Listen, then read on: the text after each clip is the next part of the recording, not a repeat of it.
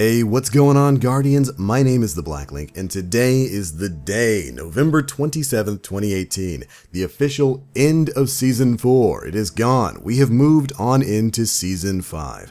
And oh man, are there so many things to talk about today. We had a huge update go into effect. We're going to have another video going over the patch notes for that, but we also had the Bungie ViDoc, titled The Road Forward, that showed us not only what we're going to be getting in the DLC drop next week with Black Armory, but also what we can expect to see in Joker's Wild as well as Penumbra further on into 2019. And so in this video, we're going to be covering that ViDoc, talking a bit about some of the things we learned from it, and going over some of the new things that you're going to be able to jump into next Tuesday. If you Guardians haven't seen the ViDoc, you don't want to be spoiled on any of that, I'm going to leave a link to it down in the description box below to make sure you go and watch that before you watch this video with a bit of a wrap up of everything that's going on in there. There's a lot of really awesome information that is really well covered in that ViDoc. You should definitely go check it out. But for those of you who would like to hear my thoughts on it, let's dive on in. Of course, Black Armory is dropping next Tuesday on December 4th. We are 1 week away from that content release. But it's certainly not the only thing that's going to be happening next week. Of course, we've got the Dawning coming back. Ava Levante is going to be returning. We got to see her within the ViDoc here. The Dawning is going to be popping up as part of the free seasonal update. This is going to be something that's available to everyone out there, and is going to be a part of the big content release that went live today. We're going to have a new power increase when Black Armory goes live, new vanity rewards, new rank rewards, new triumphs and lore books, all kinds of things going live next week. And in this ViDoc, we get to see a lot of it. We get footage of tons of new weapons, including auto rifles, a new sniper, a new heavy machine gun, and even more. We'll be talking about that in just a little bit. But they go on to explain a few things. One, every season/annual pass release is going to be increasing the power cap by 50 points. That means we're going to be going from 600 to 650 when Black Armory goes live. And then when Joker's Wild goes live later in 2019, we're going to be going from 650 to 700, and then 700 to 750 when Penumbra drops in summer of 2019.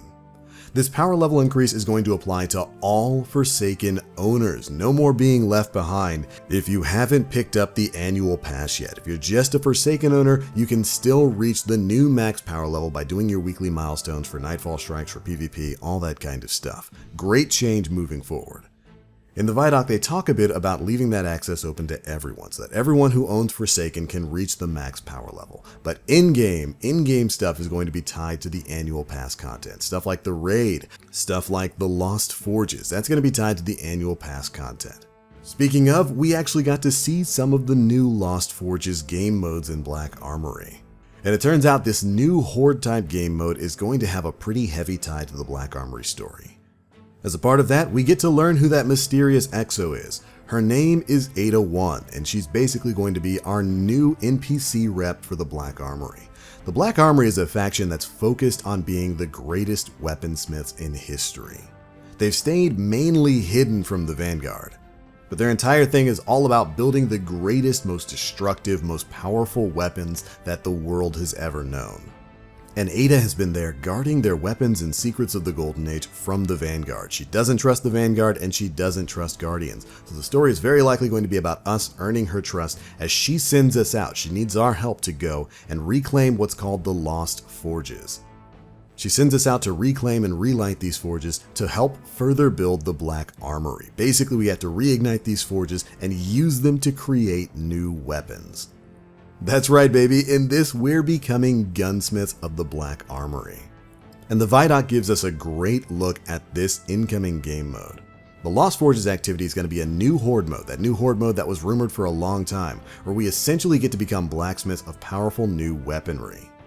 They show off plenty of gameplay footage of this. You're taking out enemies, you're getting what looks to be charges, and then throwing them into the forge to reignite it, which apparently allows us to build new weapons. This is a new game mode that has exactly what a lot of Guardians have been looking for when it comes to stuff like Escalation Protocol and Blind Well. It was something that was introduced with the Haunted Forest back in the Festival of the Lost. That's right, we're finally getting matchmaking for this Horde game mode, which really could not make me any happier. I love Blind Well, I love Escalation Protocol. Matchmaking is something that those game modes really needed, so I'm super happy that we're finally going to be getting that with the Lost Forges in Black Armory. And another fan suggestion that we've been getting a lot of is, of course, specific rewards for the horde modes we have in the game. We got some of that with Escalation Protocol, not so much with the Blind Well, but it definitely looks like that's going to be the case when it comes to the Black Armory. Remember, we're building weapons within this thing. We are the gunsmiths. We are the blacksmiths of the new weapons of the new golden age. I love it. And thankfully in this ViDoc, we get to see a ton of the new gear that we'll be going after when Black Armory drops. First off, we get to see a brand new Void LMG. It's got a really cool visceral sort of look to it, almost reminds me of some of the Siva type weapons we were getting way back in Wrath of the Machine. Keep your thoughts on that. We might be revisiting that a little bit later in this video. We get a new grenade launcher that looks kind of like a mix of a standard grenade launcher and the Lord of Wolves. This thing is really interesting. I do believe it's one of the new exotics. It fires 3 charges that connect on the ground and then spread devastating arc damage. You're basically shooting each of these grenades like a node that will stick to a surface, and then once you've got all 3, the 3 will connect via an arc line and blow up anything within it. We get to see it a couple times within the ViDoc, but the effect looks really powerful. And thanks to the awesome work of Tim Clark over at PCGamer.com, we actually got the name of this grenade launcher exotic, as well as a few other exotics we'll be getting in Black Armory. Its official name is the Anarchy, and its special ability is called Arc Traps. And as you can see here, grenades stick to surfaces and chain arc bolts to other mines. This is definitely a unique looking gun within the world of Destiny 2, and its ability looks like it could have some real potential for setting up trap plays. Additionally, we learn a bit more about the history of some of the Black Armory weapons, and that they have different stylings based on 3 different weapon foundry families. These families are going to have traditionally Japanese, Norse, and French weapon styles that you'll be able to see within the Black Armory. And they go on to talk about some of the specific weapons that we'll be getting. In particular, I do believe one of the incoming sniper rifles is titled Uzanagi's Burden. This, I do believe, is that big sniper we've been seeing in a lot of the production photos for quite some time now, and it's got an absolutely ridiculous ability. It is a 4-round sniper that can load all 4 rounds into one shot after a special reload animation, allowing for massive damage in PvE and one-shot body shot ability in PvP. This thing is essentially final round from way back in year 1 of Destiny 1 in exotic form. I do believe Uzanagi's Burden is supposed to be an exotic sniper rifle. If it's not, that's going to be even crazier if it's a legendary, but I doubt they'd put that kind of perk on a legendary weapon. But yeah, that's insane. You can load all 4 of those shots into 1 round after a special reload animation. I wonder what the trigger conditions for that are going to be. And then you've got enough damage to one-shot body shot in PvP. Super interesting. Josh Hamrick is on the ViDoc talking about how this thing is going to compete with Whisper of the Worm and Sleeper Simulant, which makes me really happy that within this update they didn't nerf either of those 2 exotics. Instead, when they're introducing new stuff, they're just going to make that new stuff super powerful to have it compete with already set loadouts within Destiny 2. Fantastic. And here you can see the name for the Uzanagi's Burden's special ability. It's titled Honed Edge. Holding reload consumes the magazine and loads a round with additional range and damage. So all you'll need to do to activate that special reload is hold the reload button. You're going to load all 4 of those shots into one single final round and then blow your enemy away. This is definitely a wild ability, and it's going to be really interesting to see how this thing places in PvP game modes as well as PvE. Next up, we get to see an exotic bow that's going to be very interesting. Its official name is Le Monarch, but Hamrick and Greg Ping described it as being thorny, and from what we got to see there, it certainly looks like it. It seems to spread a dot AoE to nearby enemies. So you fire this thing, it hits an enemy, it sends out kind of a shockwave within maybe a couple of meters, 3 to 5 meters, and then hits anything within that range with a dot. So take Thorn back in D1 and add a spreading effect to it, and that looks like what you've got with this bow right here. Based on the images that we got, it looks like it's a void damage bow, so it could be something really interesting. Can't wait to learn more about that one. The official name of this ability is Pestilence Arrows. On a perfect draw, a hit target receives damage over time. On a perfect draw with a precision hit, all enemies in the void cloud receive damage over time, so you'll need to land a precision shot on a perfect draw if you want to spread that dot to any surrounding enemies. Meaning you'll definitely need to play it smart with this thing, but there's absolutely some utility there. Then, we got a new fusion called Jotun, and this thing is probably going to be one of my favorites when Black Armory goes live. It looks like Mega Man's Buster, his arm cannon, and it fires a giant tracking fireball slug that sets the ground on fire. This thing looks like it's really fun. We didn't get too much gameplay footage of it within the ViDoc, but it looks like it's going to be a really interesting, really fun weapon to play with. I love that it's basically a mega buster on your arm. I love that the slug itself can track, and it's bringing back kind of that old school Dragon's Breath ability of lighting the ground on fire. Definitely a very unique weapon within the world of Destiny 2, and you wouldn't think that it's a fusion rifle, but apparently it is. This entire Black Armory weapons list is actually insane. And I cannot wait to see what other exotics we're going to be getting with it. Speaking of, we're going to be getting 5 exotics in total. 4 brand new and 1 returning.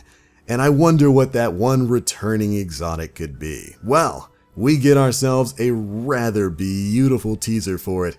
The Last Word. That's right, Guardians, it's finally time we get a quick clip of a hunter walking and you see that beautiful baby from Destiny 1 strapped to their hip. Is that Shin Malphur? Well, at some point in time we're going to find out. That quest I do believe is going to be dropping in January, so you are going to have to wait a couple of weeks before we can really dive into that one. But I'd say at this point it's all but confirmed that the Last Word is indeed returning. As I said before, the quest for it is going to be dropping in January 29th, and it's the exotic quest, The Draw, with a picture of what looks to be Shin Malphur and a very charred Callum against the wall. That definitely is going to be a little bit of a time-gated wait for that D1 classic, but don't think that means you won't have plenty of things to do while waiting for the exotic quest to go live. Alongside this ViDoc, we also got a couple of images basically giving us a calendar of content that's going to be releasing with not only the Black Armory, but also with Joker's Wild and Penumbra later next year. In particular, with Black Armory, here's the schedule of content. Next week, December 4th, the Volander Forge is going to open up. This is going to be the first of the Lost Forges. A few days later, on December 7th, the Gofanon Forge is going to be opening as well. And then, also on December 7th, the new raid will be dropping. So, a couple of days after Black Armory goes live, you're going to be able to jump right into 2 forges as well as the incoming raid. Which, by the way, both on these calendars, these content roadmaps, and in the ViDoc, they don't refer to the Last City raid as a raid lair. They call it a full-scale raid, so I hope you Guardians are ready for some full, meaty encounters within this activity. Then, on December 11th, the Dawning is going live and will of course be free to all players whether they own Black Armory or not. Next up, on December 18th, we've got the Izanami Forge going live. Then, on January 8th, the Niobe Labs, which looks to be the final forge unlock for Black Armory. Of course, after that, on the 29th, we've got the exotic quest, The Draw, and then on February 5th, we've got Crimson Days, which is going to return and be free to all players. By that time, we're only a month away from Joker's Wild, which is going to start this new content release season all over again. And I think this is brilliant. This is a brilliant way to pad out your content in a meaningful way, giving players something to do for a 3-month period while they're waiting in between those seasons. With the way this is timed out, it certainly looks like there's going to be plenty of things to do in the endgame of Destiny 2, which Bungie explicitly states is their goal within this ViDoc. They say that they're going to be moving away from the big expansion releases and they want to do things more like this to give players a constant stream of content, a constant stream of things for them to do in between big releases. I love that, and I definitely love this. I'm super excited for the content that's coming, and you can see that on the other gameplay calendar that shows off the other 2 seasons. You can see with the Season of the Drifter, we've got after Crimson Days, we've got Gambit private matches and new maps, new exotic quests, a spring event, a power level increase of plus 50, new triumphs and lore books, new vanity rewards, new rank rewards, and for the annual pass content, we've got of course new exclusive Joker's Wild weapons and gear, another new exotic quest, new triumphs and lore, new Gambit experiences. We're going to have a new in-game game mode for Gambit, super interested in that. Xur is getting bounties in Joker's Wild, cannot wait to see what that's going to entail. And then the Joker's Wild weekly quest. Finally, in the June to August period, we've got the Season of the Redacted, which is reported on Bungie's website as the Season of the Shadow. Don't know if that's going to change. This is going to be the Penumbra DLC. In the ViDoc, they talk about this one being a little bit different. They say it's going to be less focused on an in-game pinnacle activity and more focused on exploration and secrets. We've got a new exotic quest. The Solstice of Heroes is going to be dropping once again. A power level increase, new triumphs and lore books, new vanity rewards, new rank rewards, and Iron Banner for the seasonal update. For the annual pass content, we've got new weapons and gear, a new raid, new triumphs and lore books, a new 6-player matchmade activity, very interested in knowing what that is, and 2 redacted pieces of content. Mystery is going to be flying high until the summer of 2019. But moving back to the Black Armory, there were a couple of other things that we needed to cover. First off, we got a bunch of new mods shown off in this. That's right, the ViDoc showed us some really powerful, really interesting new mods that we're going to be able to add to our weapons very soon. Here's what they look like. First up, we've got Quick Access Sling. This allows you to swap weapons faster for a short duration after emptying a magazine. Then we've got Surrounded Spec, which increases damage granted by the perk Surrounded. Bonus damage also lingers for a brief time when no longer surrounded by 3 or more enemies. Next up is Dragonfly Spec, which increases the radius and damage of Dragonfly. Then we've got Rampage Spec, which increases the duration of Rampage. Sprint Grip, which temporarily increases the weapon's ready speed and ADS speed after sprinting. It's basically a free quick draw. And then Radar Booster, which slightly increases the range at which the radar detects enemies. Those are the new mods that they showed off in the ViDoc, and those are really powerful. Some of those, like Dragonfly Spec, basically is probably going to hopefully turn Dragonfly into the Firefly perk of old back in D1. The Rampage Spec is exactly what I've been wanting for Rampage for so long. I think Rampage is a fantastic PvE perk, but man, do you run out of it quickly. So a mod that allows Rampage to last a little bit longer.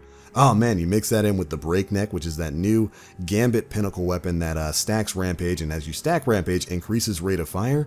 I could see some really great builds between that, the Actium War Rig, or like a Rally Barricade or a Lunafaction Rift. This is what I wanted to see a year ago when it came to the mod system. I'm so happy that this is happening now. But of course, we talked a little bit about the raid. This is going to be the last real thing we discuss in this video. They show off the raid, and again, not a raid lair, looks like it might be a full raid experience. That's what they all referred to it as in the ViDoc here. This raid is going to be taking place in the Last City. That's right, Guardians, for the first time ever, we are heading into a raid in the Last City. And we get to see plenty of that in the ViDoc here. First things first, this thing is again dropping on December 7th, so a few days after Black Armory goes live, you'll be able to jump right into here. According to the Bungie devs, we'll be dropping into an older part of the Last City that we've never been to before. This raid is going to utilize puzzles, vehicles, and more. And we get to see some clips of that of Guardians riding sparrows through parts of this raid.